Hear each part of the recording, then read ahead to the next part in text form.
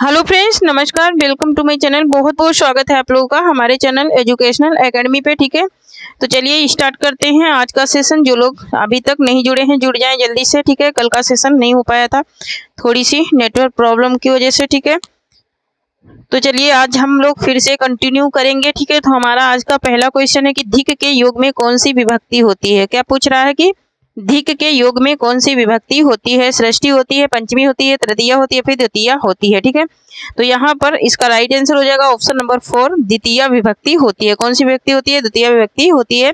और जिन लोगों को क्वेश्चन में कुछ भी डाउट रहता है या फिर आपको लगता है कि नहीं ये क्वेश्चन हमारे हिसाब से सही नहीं है, ठीक है, तो आप लोग उसका साक्ष्य के साथ में मुझे कमेंट करिए। ठीक है, उसके साक्ष्य के साथ में मुझे कमेंट करिए, ऐसे मत कमेंट करिए। ठीक है, क्वेश्चन जब बताओगे तभी हमको मालूम पड़ेगा, वरना हमको मालूम नहीं पड़ेगा। ठीक है, क्वेश्चन के साथ में कमेंट करिए कि हाँ मैम ये क्वेश्चन हमको थोड़ा सा डाउट लग रहा है। ठीक है, तो नेक्स्ट क्वेश्चन है कि बालकाय मोदकम रोचते हैं ना, बालक को लड्डू अच्छे लगते हैं। ठीक है, निम्नांकित पद में कौन सी विभक्ति है ना, इसमें कौन सी विभक्ति है ये पूछ रहा। तो इसमें चतुर्थी विभक्ति है। कि कौन सी विभक्ति है? चतुर्थी विभक्ति है। नेक्स्ट क्वेश्चन देख लेते हैं। नेक्स्ट है कि स्वप्नवास दत्तम नाटक के लेखक का नाम बताइए। ठीक है, स्वप्नवास दत्तम जो नाटक है उसके लेखक कौन है? क्या कालिदास है या फिर भास है या फिर भवभूति है या फिर व्यास है? ठीक है, तो जो स्वप्नवास दत्तम है वो है भास का नाटक है। इन्होंने 13 नाटकों की रचना की है। नेक्स्ट है कि अभिज्ञान शकुंतलम नाटक के लेखक का नाम बताइए। ठीक है, भवभूति, भास, कालिदास या फिर भारवी। ठीक है, तो यहाँ पर इसका राइट आंसर हो जाएगा ऑप्शन नंबर 3 हो जाएगा। कालिदास की रचना है अभिज्ञान शकुंतलम, इनका नाटक है। नेक्स्ट क्वेश्चन है मालती माधव के रचनाकार हैं। भारवी हैं, कालिदास हैं, श्रीहर्ष हैं या फिर भवभूति हैं। ठीक है, तो यहाँ पर इसका राइट आंसर क्या हो जाएगा? तो यहाँ पर इसका राइट आंसर हो जाएगा ऑप्शन नंबर 4, भवभूति की रचना है मालती माधव। नेक्स्ट क्वेश्चन है कि शिशुपाल बधम के रचनाकार का नाम है। थोड़ा सा यहाँ पर प्रिंट मिस्टेक है। ठीक है, प्रिंट थोड़ा सा रचनाकार है, यहाँ पर रचनाकार क्या हो जाएगा? यहाँ पर रचनाकार। ठीक है, रचनाकार। ठीक है, शिशुपाल वध के रचनाकार कौन है ये पूछ रहा है। तो यहाँ पर शिशुपाल वध के जो रचनाकार है वो है मांग। मांग की रचना है शिशुपाल वध। किसकी रचना है? मांग की रचना है शिशुपाल वध। ठीक है, नेक्स्ट क्वेश्चन देख लेते हैं। नेक्स्ट है कि श्रीहर्ष द्वारा रचित नैषधि चरितम में किस रीति की प्रधानता है। ठीक है, नैषधि चरितम में किस रीति की प्रधानता है ये पूछ रहा है। पांचाली रीति की, वैदर्भी रीति की या फिर गौड़ी रीति की या फिर प्रसाद रीति की। ठीक है, कौन से रीति की इसमें क्या है? प्रधानता है ये पूछ रहा है। तो यहाँ पर इसका राइट आंसर हो जाएगा ऑप्शन नंबर 2 हो जाएगा, वैदर्भी रीति की इसमें प्रधानता है। नेक्स्ट क्वेश्चन है कि कला परिच्छेद के लेखक हैं। कला परिच्छेद जो है ये किसकी रचना है? कालिदास की, भवभूति की, दंडी की या फिर भारवी की। ठीक है, तो यहाँ पर इसका राइट आंसर हो जाएगा ऑप्शन नंबर 3 हो जाएगा, ये दंडी की रचना है कला परिच्छेद। ठीक है, नेक्स्ट क्वेश्चन है कि अंडे का शहजादा मुहावरे का अर्थ है। अंडे का शहजादा मुहावरे का क्या अर्थ हो जाएगा? कमजोर व्यक्ति, चालाक व्यक्ति, अनुभवी व्यक्ति या फिर अनुभवहीन व्यक्ति। तो क्या हो जाएगा? अनुभवहीन व्यक्ति हो जाएगा। क्या हो जाएगा? अनुभवहीन व्यक्ति हो जाएगा। नेक्स्ट क्वेश्चन है कि चेहरे पर हवाइयां उड़ाना। चेहरे पर हवाइयां उड़ाना का अर्थ क्या हो जाएगा? तेजी से चलना, घबरा जाना, जवाब ना देना, क्रोधित होना। ठीक है, तो यहाँ पर इसका राइट आंसर हो जाएगा हमारा क्या? ऑप्शन नंबर, इसका राइट आंसर हो जाएगा ऑप्शन नंबर 2, घबरा जाना। क्या हो जाएगा? घबरा जाना। नेक्स्ट क्वेश्चन है कि मेंढकी को जुखाम होना। मेंढकी को जुखाम होना का अर्थ क्या हो जाएगा? बिना जान पहचान के लेन देन या फिर बिना योग्यता के योग्य होने का नखरा या फिर भयंकर बरसात होना या फिर भयंकर सर्दी होना। ठीक है, तो मेंढकी को जुखाम इसका क्या हो जाएगा? ये हो जाएगा बिना योग्यता के योग्य होने का नखरा करना। ठीक है, नेक्स्ट क्वेश्चन है कि फूंक फूंक कर कदम रखना। फूंक फूंक कर कदम रखना का अर्थ क्या हो जाएगा? धीरे धीरे चलना, डर कर कदम रखना, फूंक मारते हुए पैर रखना या फिर सोच विचार कर काम करना। ठीक है, तो यहाँ पर इसका राइट आंसर हो जाएगा सोच विचार कर काम करना। नेक्स्ट क्वेश्चन देख लेते हैं। नेक्स्ट है कि दीर्घ सूत्री का अर्थ है। दीर्घ सूत्री का क्या अर्थ है? लंबी कद काठी वाला, या फिर बहुत देर से प्रतीक्षारत, या फिर दीर्घ प्रवचन करने वाला, या फिर धीमी गति से कार्य करने वाला। क्या हो जाएगा इसका राइट आंसर? तो यहाँ पर इसका राइट आंसर हो जाएगा ऑप्शन नंबर 4, धीमी गति से कार्य करने वाला।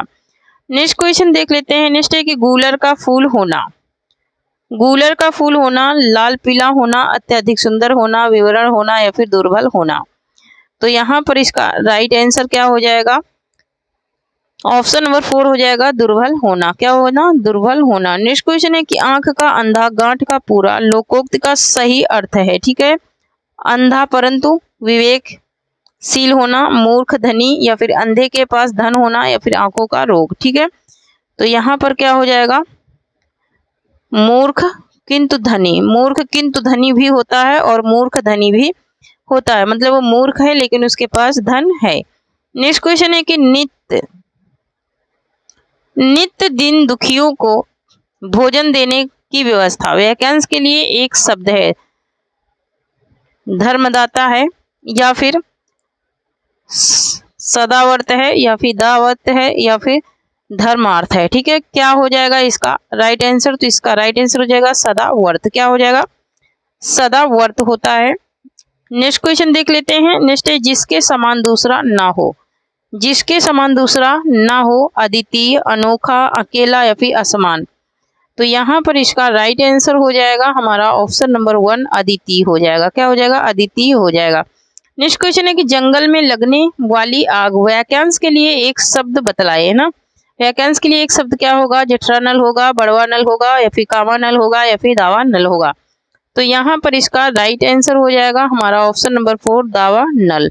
जंगल में लगने वाली आग को दावा नल कहते हैं। नेक्स्ट क्वेश्चन है कि जिसने ऋण चुका दिया हो। वाक्यांश के लिए एक शब्द होगा, उत्तीर्ण होगा, उत्तीर्ण होगा, या फिर उदीसा होगा, या फिर उद्दृढ़ होगा। ठीक है, क्या हो जाएगा इसका राइट आंसर? तो यहाँ पर इसका राइट आंसर हो जाएगा ऑप्शन नंबर 2 हो जाएगा, उऋण होगा। क्या होगा? उऋण हो जाएगा। नेक्स्ट क्वेश्चन है कि जो अधिक बोलता है उसे कहते हैं मितभाषी कहते हैं, मधुभाषी कहते हैं, वक्ता कहते हैं, फिर वाचाल कहते हैं। ठीक है, तो यहाँ पर इसका राइट आंसर हो जाएगा ऑप्शन नंबर 4, वाचाल कहते हैं जो अधिक बोलता है। नेक्स्ट क्वेश्चन देख लेते हैं। नेक्स्ट है कि छाती के बल चलने वाला के लिए एक शब्द क्या होगा, है ना। छाती के बल चलने वाले को क्या बोलेंगे? उरंग बोलेंगे, भुजंग बोलेंगे, कुरंग बोलेंगे, फिर तुरंग बोलेंगे। तो छाती के बल चलने वाले को क्या बोलेंगे? उरंग बोलेंगे। ठीक है, नेक्स्ट क्वेश्चन है कि स्वजाति शब्द का विलोम है। स्वजाति शब्द का विलोम क्या हो जाएगा? आजाति हो जाएगा। एक सेकंड, स्वजाति का विलोम क्या हो जाएगा? आजाति, कुजाति, सुजाति, या फिर विजाति। तो सजाति का क्या हो जाता है? विजाति हो जाता है। नेक्स्ट क्वेश्चन है कि सुसुप्त का विलोम है। सुसुप्त का विलोम क्या हो जाएगा? जागृत, जगना, जगाना, या फिर जागरण। क्या हो जाएगा इसका विलोम? तो यहाँ पर इसका राइट आंसर हो जाएगा ऑप्शन नंबर 1, जागृति हो जाएगा। नेक्स्ट क्वेश्चन है कि ऋजु शब्द का विलोम होगा। ऋजु का क्या हो जाएगा? सीधा, सरल, वक्र, या फिर ऋजु। क्या हो जाएगा इसका राइट आंसर? तो यहाँ पर इसका राइट आंसर हो जाएगा सरल। क्या हो जाएगा? सरल हो जाएगा। ऋजु का क्या होगा? सरल हो जाएगा। ठीक है, ऋजु, रिजु, रिजु, रिजु, रिजु, रिजु माने सरल। ठीक है, रिजु माने सरल, है ना। तो उल्टा पूछ रहा है तो वक्र हो जाएगा। क्या हो जाएगा? वक्र हो जाएगा। ठीक है, नेक्स्ट क्वेश्चन देख लेते हैं। नेक्स्ट है कि परिश्रम का शब्द है। परिश्रम का विलोम शब्द है। ठीक है, परिश्रम का विलोम शब्द क्या हो जाएगा? विश्रांत हो जाएगा, आश्रय हो जाएगा, विश्राम हो जाएगा, या विश्राम हो जाएगा। ठीक है, तो परिश्रम का विलोम पूछ रहा है तो परिश्रम का विलोम क्या हो जाएगा? विश्राम हो जाएगा, है ना। परिश्रम माने मेहनत, विश्राम माने आराम करना। नेक्स्ट क्वेश्चन है कुटिल का विलोम क्या हो जाएगा? तो कुटिल का विलोम क्या हो जाएगा? ऋजु हो जाएगा। क्या हो जाएगा? कुटिल का ऋजु हो जाएगा। ठीक है, नेक्स्ट क्वेश्चन देख लेते हैं। नेक्स्ट है कि शाखा मृग शब्द का पर्यायवाची है। शाखा मृग शब्द का पर्यायवाची क्या है? हिरण है, बानर है, तोता है, फिर भौरा है। तो यहाँ पर इसका राइट आंसर हो जाएगा ऑप्शन नंबर 2, बानर। नेक्स्ट क्वेश्चन देख लेते हैं। देवता का पर्यायवाची शब्द है। देवता, देवता का पर्यायवाची शब्द कौन सा है ये पूछ रहा है, तो यहाँ पर ऑप्शन नंबर 2 राइट हो जाएगा, विबुद्ध हो जाएगा। ठीक है, नेक्स्ट क्वेश्चन है कि निम्नलिखित शब्दों में से एक का अर्थ नौका है। एक का अर्थ नौका कौन सा है वो, तो तरड़ी। तरड़ी माने क्या होता है, नौका होता है, और तरड़ी माने क्या होता है, सुर। ऐसे वाला जो लिखा रहता है तरड़ी, तो तरड़ी ऐसे वाला जो लिखा रहेगा वो सुर हो जाएगा, लेकिन जो इस प्रकार से लिखा जाएगा वो नौका हो जाएगा। नेक्स्ट क्वेश्चन देख लेते हैं। नेक्स्ट है कि उपानह शब्द किसका पर्यायवाची है। उपानह जो शब्द है ये किसका पर्यायवाची है ये पूछ रहा है, तो ये जूता का पर्यायवाची है। नेक्स्ट क्वेश्चन है कि अश्व का पर्यायवाची है। अश्व का पर्यायवाची क्या है, घोटक है। नेक्स्ट क्वेश्चन देख लेते हैं। नेक्स्ट है सूर का पर्यायवाची शब्द। सूर का पर्यायवाची नहीं है। सूर का पर्यायवाची कौन सा नहीं है, तो यहाँ पर सारंग सूर का पर्यायवाची नहीं है। ये किसका है, तो ये मोर का है। नेक्स्ट को कलश का पर्याय है। कलश का पर्याय क्या हो जाएगा, तो कलश का पर्याय हो जाएगा कुंभ। क्या हो जाएगा, कुंभ हो जाएगा कलश का पर्याय। नेक्स्ट क्वेश्चन है कि कौशल का पर्यायवाची नहीं है। कौशल का पर्यायवाची नहीं है ये पूछ रहा है, तो कौशल का पर्यायवाची अभ्यागत नहीं है। ठीक है, नेक्स्ट क्वेश्चन है कि चंद्रिका का पर्याय है। चंद्रिका का पर्याय कौन सा है, तो कुमुदी। कुमुदी है चंद्रिका का पर्याय। ठीक है, नेक्स्ट क्वेश्चन देख लेते हैं। नेक्स्ट है कि कच्छा शब्द का शुद्ध उच्चारण है। तो कच्छा शब्द का शुद्ध उच्चारण क्या हो जाएगा ये पूछ रहा है, तो यहाँ पर हो जाएगा क्या, कस्सा। नेक्स्ट क्वेश्चन देख लेते हैं। निम्नलिखित शब्दों में से एक की वर्तनी शुद्ध है। एक की वर्तनी कौन सी शुद्ध है वो बताना है, तो यहाँ पर इसकी जो वर्तनी शुद्ध है वो है अकंठ। अकंठ की वर्तनी क्या है, शुद्ध है। नेक्स्ट क्वेश्चन, निम्नलिखित शब्दों में से एक की वर्तनी शुद्ध है ना, यहाँ पर भी एक की वर्तनी शुद्ध कौन सी है ये पूछ रहा है, तो यहाँ पर निरपराधिनी। निरपराधिनी इसका क्या हो जाएगा, शुद्ध हो जाएगा। नेक्स्ट एक निम्नलिखित वाक्यों में से शुद्ध वाक्य का चयन करें, है ना। शुद्ध वाक्य का, एक फूलों की माला लाओ, फूलों की एक माला लाओ, एक माला फूलों की लाओ, या फिर फूल की एक माला लाओ। इसमें शुद्ध कौन सा है, आपको कौन सा शुद्ध सबसे ज्यादा लग रहा है, तो फूलों की एक माला लाओ। फूलों की एक माला लाओ ये सबसे ज्यादा सटीक और शुद्ध है। ठीक है, नेक्स्ट क्वेश्चन है कि हमारा नेक्स्ट एक निम्नलिखित शब्दों में से अशुद्ध वर्तनी वाले शब्द का चयन कीजिए। ठीक है, अशुद्ध वर्तनी वाला शब्द कौन सा है, तो यहाँ पर अनुग्रह जो है ये अशुद्ध वर्तनी वाला, क्योंकि अनुग्रह ऐसे लिखा जाएगा। ठीक है, नेक्स्ट क्वेश्चन है कि आगमन शब्द में कौन सा उपसर्ग है, नीचे दिए गए विकल्पों में से चयन कीजिए। ठीक है, आगमन में कौन सा उपसर्ग है। ठीक है, तो आगमन शब्द में उपसर्ग जो लगा है वो आ उपसर्ग लगा है आगमन में। नेक्स्ट क्वेश्चन है कि अलौकिक का शुद्ध शब्द है। अलौकिक का शुद्ध शब्द क्या हो जाएगा, तो यहाँ पर इसका राइट आंसर हो जाएगा हमारा क्या, ऑप्शन नंबर 3 हो जाएगा अलौकिक। क्या हो जाएगा, अलौकिक इसका क्या हो जाएगा, शुद्ध रूप हो जाएगा। ठीक है, नेक्स्ट क्वेश्चन देख लेते हैं। शुद्ध वाक्य चुनिए, है ना। तो यहाँ पर देखिए, मुरझाया हुआ फूल वर्षा की फुहार से अभिसिंचित होकर पुनः खिल उठा। मुरझाई हुई फूल, ये तो गलत है। नेक्स्ट देख लेते हैं। मुरझाया हुआ फूल वर्षा की फुहार से अभिसिंचित होकर पुनः खिल उठी। खिल उठी नहीं होगा, उठा ही होगा। मुरझाया हुआ फूल वर्षा के फुहार द्वारा अभिसिंचित होकर पुनः खिल उठे। तो यहाँ पर इसका जो राइट आंसर है वो हो जाएगा क्या, तो यहाँ पर जो इसका राइट आंसर है वो option number A he right है। ठीक है, ऑप्शन नंबर जो ए है ये राइट है। मुरझाया हुआ फूल वर्षा की फुहार से अभिसिंचित होकर पुनः खिल उठा। ठीक है, नेक्स्ट क्वेश्चन देख लेते हैं। नेक्स्ट है कि निम्नलिखित शब्दों में से शुद्ध शब्द है। शुद्ध शब्द इसमें से कौन सा है ये बताना है, तो यहाँ पर जिजीविषा। जिजीविषा मतलब कि जीने की इच्छा रखने वाला, जिजीविषा। नेक्स्ट क्वेश्चन है कि निम्नलिखित शब्दों में से तत्सम शब्द कौन सा है। ठीक है, इसमें से तत्सम शब्द कौन सा है ये पूछ रहा है, तो यहाँ पर ऑप्शन नंबर 1 हो जाएगा राइट, दिवस। नेक्स्ट क्वेश्चन है कि कण शब्द का तत्भव रूप है। कण शब्द का तत्भव रूप क्या हो जाएगा, तो यहाँ पर इसका राइट आंसर हो जाएगा कान। क्या हो जाएगा, कान हो जाएगा। नेक्स्ट एक उच्चारण शब्द में उपसर्ग है। उच्चारण शब्द में कौन सा उपसर्ग है ये पूछ रहा है, तो उच्चारण में उत उपसर्ग लगा है। नेक्स्ट है कि पर्णकुटी शब्द का समास है। पर्णकुटी, पर्णकुटी मतलब कि पत्तों की कुटी, है ना। पत्तों की कुटी क्या हो जाएगा, तत्पुरुष समास हो जाएगा, है ना, संबंध तत्पुरुष हो जाएगा, पत्तों की कुटी। नेक्स्ट है कि अकाल पीड़ित में समास है। अकाल पीड़ित, अकाल से पीड़ित, अकाल पीड़ित में कौन सा समास है, तो अकाल पीड़ित, अकाल से पीड़ित, तत्पुरुष समास हो जाएगा ये भी। नेक्स्ट क्वेश्चन है कि जय पराजय में कौन सा समास है, तो जय पराजय में कौन सा समास है, जय और पराजय द्वंद्व समास हो जाएगा। नेक्स्ट क्वेश्चन है कि किस शब्द में विसर्ग संधि है, विसर्ग संधि, तो मतैक, मतैक में क्या है, वृद्धि संधि है ना। महोषधि, महाधनौषधि, इसमें भी वृद्धि संधि है। तिरोच्छाया, तिरोधन छाया, यहाँ पर क्या हो जाएगा, यहाँ पर इसमें है विसर्ग संधि, तिरोच्छाया में, किसमें है, तिरोच्छाया में है। तिरोधन छाया, विषुड़े में विषुड़ोधन, और ये हो जाएगा, ये स्वर संधि है, ठीक है, ये भी वृद्धि स्वर संधि, वृद्धि स्वर संधि, ठीक है। नेक्स्ट क्वेश्चन है कि सूर्योदय का संधि विच्छेद क्या होगा, सूर्योदय, सूर्यधन उदय हो जाएगा, सूर्यधन उदय, ये भी गुण स्वर संधि है, ठीक है, क्या है, गुण स्वर संधि है, गुण स्वर संधि है, ठीक है। नेक्स्ट क्वेश्चन, तो ये भी क्या है, गुण स्वर संधि है, ठीक है, कौन सी है, गुण स्वर संधि, गुण स्वर संधि है, ठीक है।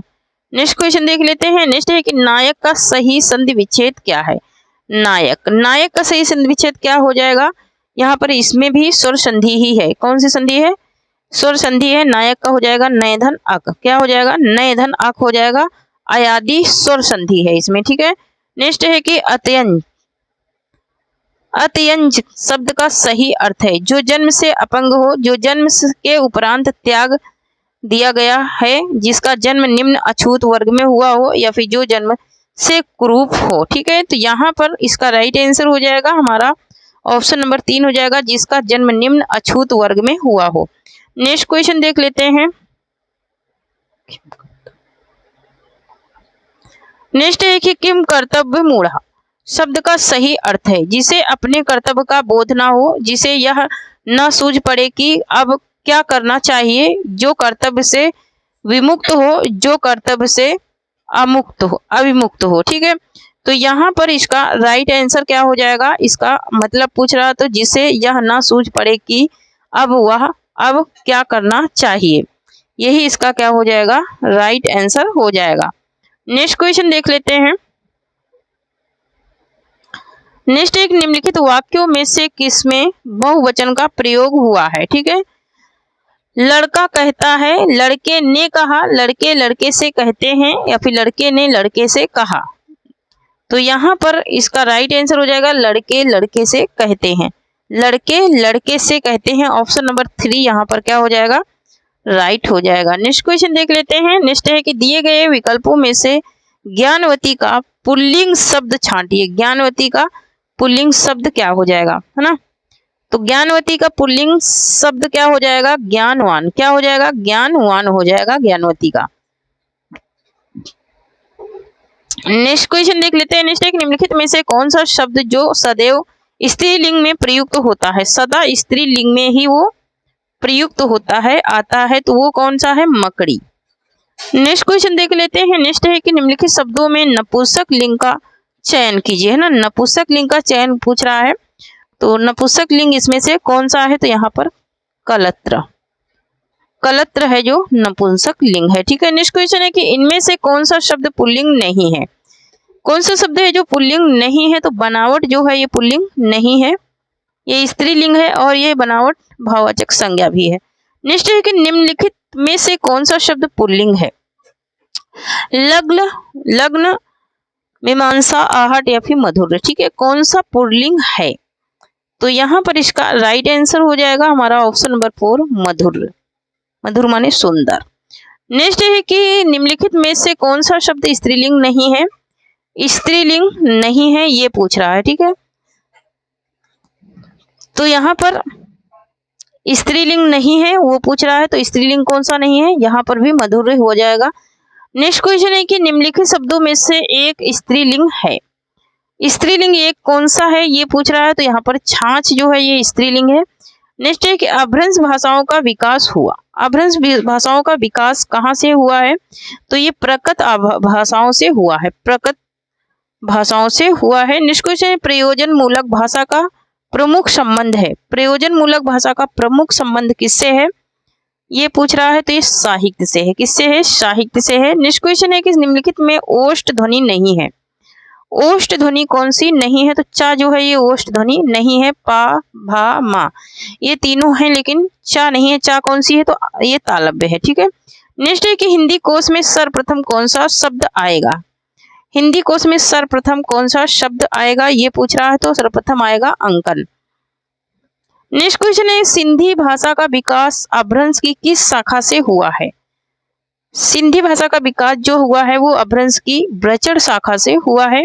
नेक्स्ट क्वेश्चन है कि आधुनिक भारतीय भाषाओं का विकास किससे हुआ है, तो आधुनिक भारतीय भाषाओं का विकास हुआ है अपभ्रंश से। किससे हुआ है, अपभ्रंश से हुआ है। नेक्स्ट क्वेश्चन लिखते हैं। नेक्स्ट है कि रहीमन पानी राखिए बिन पानी सब सून, पानी गए न उबरे मोती मानस चून। इस दोहे में कौन सा अलंकार है। ठीक है, इस दोहे में कौन सा अलंकार है, तो यहाँ पर श्लेष अलंकार है, क्योंकि पानी जो है उसके कई रूप बता दिए गए हैं। ठीक है। नेक्स्ट क्वेश्चन देख लेते हैं। नेक्स्ट है कि केशवदास का अलंकार पर आधारित ग्रंथ है। केशवदास का अलंकार पर आधारित ग्रंथ है रतन बाविनी। नेक्स्ट क्वेश्चन देख लेते हैं। मैं अमानिशा उगलता गगन घन अंधकार में, घन अंधकार में अलंकार है। मैं अमानिशा उगलता गगन घन अंधकार में अलंकार कौन सा है। ठीक है, तो यहाँ पर किसकी बात हो गई है, प्रकृति से रिलेटेड बात हो गई, मानवीकरण अलंकार हो जाएगा। क्या हो जाएगा, मानवीकरण हो जाएगा।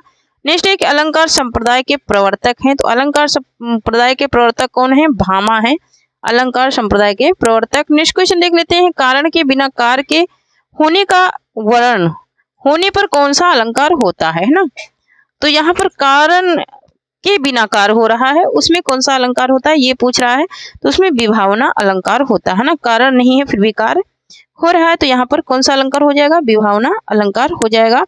नेक्स्ट क्वेश्चन देख लेते हैं। नेक्स्ट है कि तरनी तनुजात नीर सोहत श्याम शरीर सब में अलंकार है ना, तो यहाँ पर कौन सा अलंकार है, तो यहाँ पर है प्रतीप अलंकार, क्योंकि यहाँ पर इसको उपमेय और उपमान को सब क्या बता दिया गया है, बढ़ा चढ़ा करके बता दिया गया है, उपमेय को उपमान से ज्यादा। ठीक है, यहाँ पर नेक्स्ट देख लेते हैं। नेक्स्ट है कि रस सूत्र के व्याख्याकारों का सही अनुक्रम है।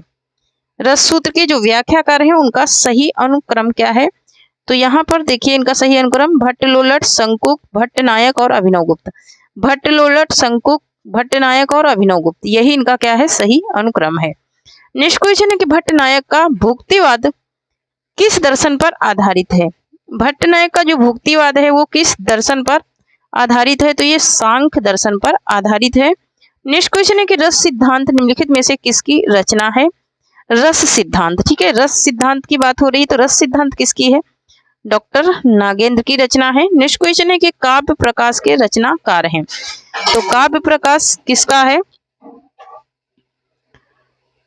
काव्य प्रकाश किसका है, तो ये मम्मट का है।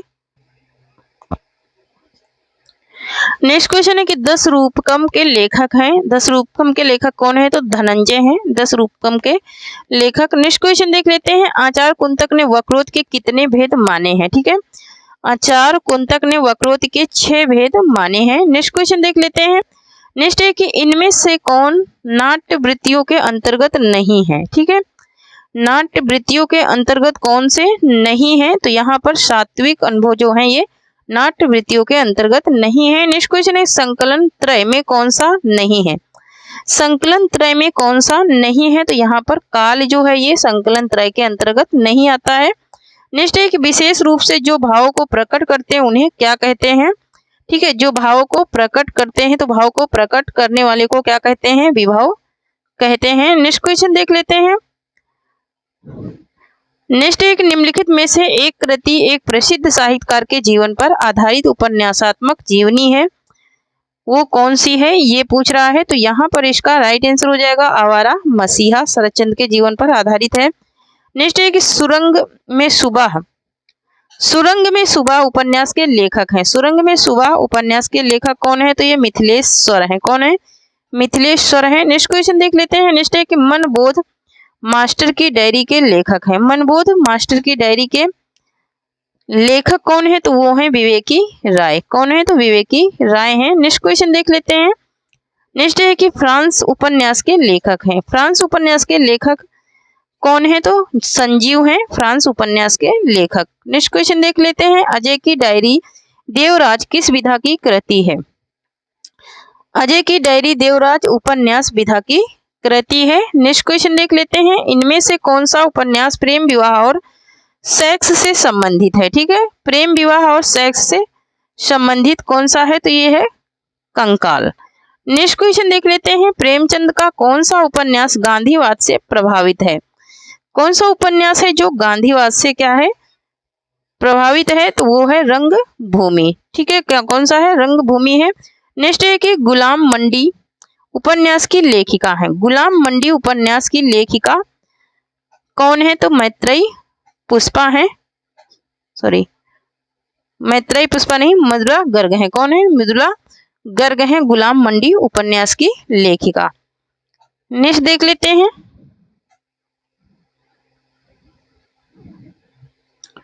नेक्स्ट क्वेश्चन है इनमें से कौन सा उपन्यास जीवन पारक है? तो आपका बंटी जो है मन्नू भंडारी का, ये क्या है? जीवन पारक उपन्यास है।